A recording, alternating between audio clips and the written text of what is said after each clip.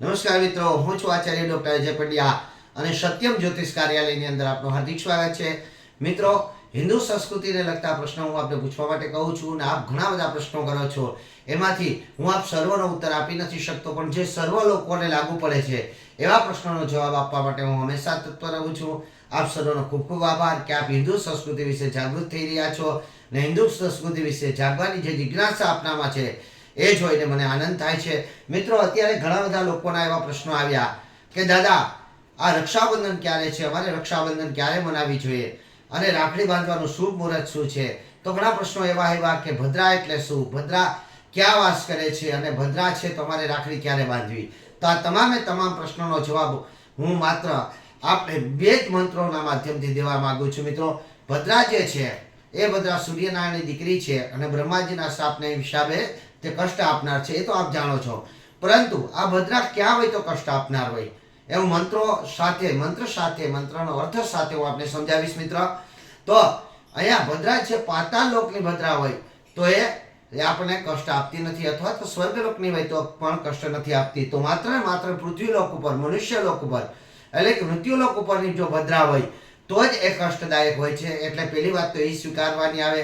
બીજા નંબરની અંદર અહીંયા એવા પ્રશ્નો આવ્યા કે ભદ્રા કઈ છે એ અમારે જાણવું હોય તો શું, કઈ રીતે જાણી શકીએ?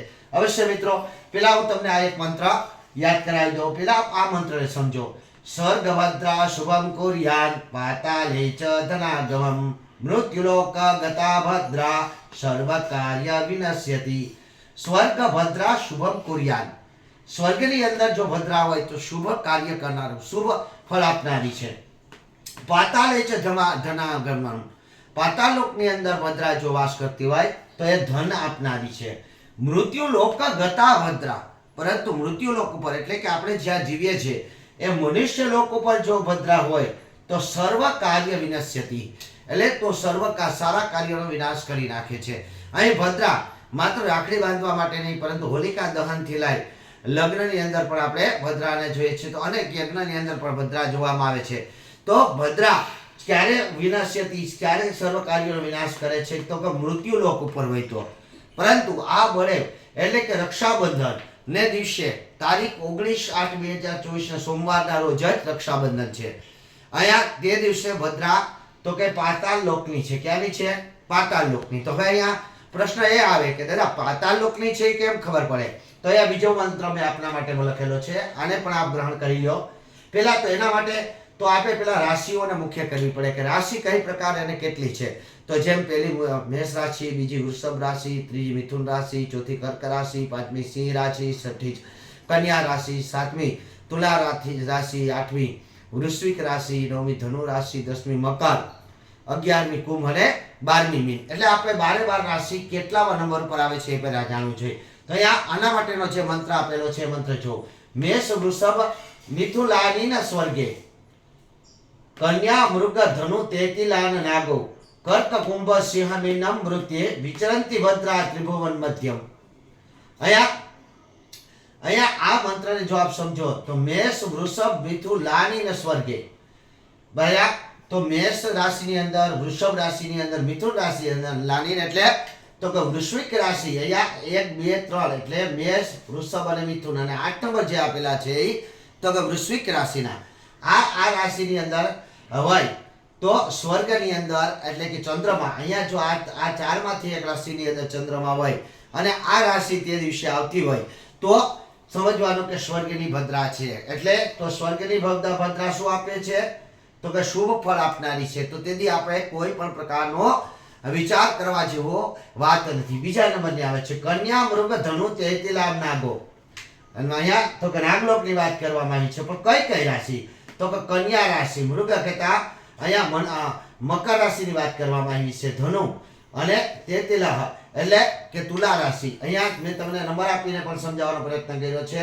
કન્યા કહેતા 6 નંબર, મગુ કહેતા એટલે કે મકર રાશિ એટલે 10 નંબર, તેતિલ કહેતા અહીંયા એટલે ધનુ કહેતા 9 નંબર અને તેતિલ તુલા કહેતા 7 નંબર.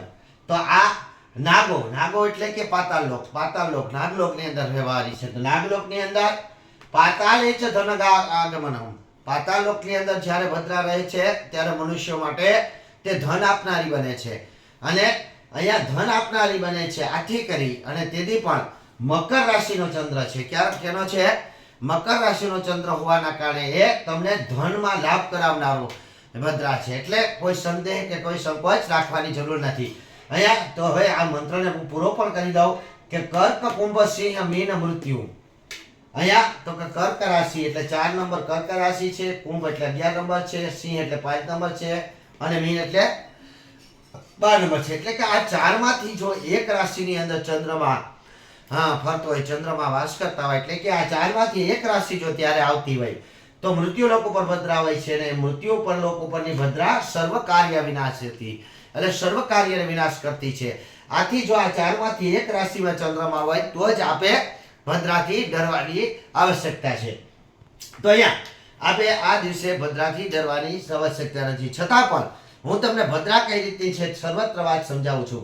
રક્ષાબંધન ક્યારે છે? તો 19/8/2024 સોમવાર ના રોજ જ છે. શા માટે? તો કે પૂનમ અને શ્રવણ નક્ષત્ર જોવું જરૂરી છે. અહીંયા પૂનમ જે છે એ રાત્રે એટલે કે રવિવારની રાત જ, જો વારની દ્રષ્ટિએ જો તો રવિવારની રાત, પણ તારીખની દ્રષ્ટિએ જો તો 12 વાગ્યા પછી તારીખ થઈ જાય છે. એટલે 12 વાગ્યા પછી જે 19 તારીખ થઈ જાય છે, 19 તારીખ એટલે કે વહેલી સવારના 3:05 થી પૂનમની શરૂઆત થઈ જાય છે.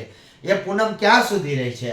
તો રાત્રે 11:55 સુધી, રાત્રે 11:55 સુધી, એટલે સોમવારે રાત્રે 11:55 સુધી પૂનમ છે. આ પૂનમ હોવાથી આપ સોમવારના દિવસે રાખડી બાંધી શકો. અહીંયા ઘણા લોકોએ શુભ મુહૂર્તો કાઢેલા છે કે આ શુભ મુહૂર્ત આના માટેનું છે કે ભાઈ બપોરે 1:32 પછી આપ રાખડી બાંધી શકો મિત્રો. તો અહીંયા એ વાતને ઘણા એવા જ્યોતિષકારોના ઘણા બધા પંડિતોનો એવું મત છે કે જે ભદ્રા છે એ 1:31 સુધી છે તો આપણે ભદ્રા કાળની અંદર રાખડી ન બાંધવી જોઈએ, પરંતુ તો આ બે મંત્ર ખોટા પડે છે. આથી કરી આ બે મંત્રનો જો સહારો લ્યો તો 1:31 સુધીની રાહ જોવાની કોઈ જરૂર નથી. અહીં શ્રવણનું ચોથું ચરણ છે.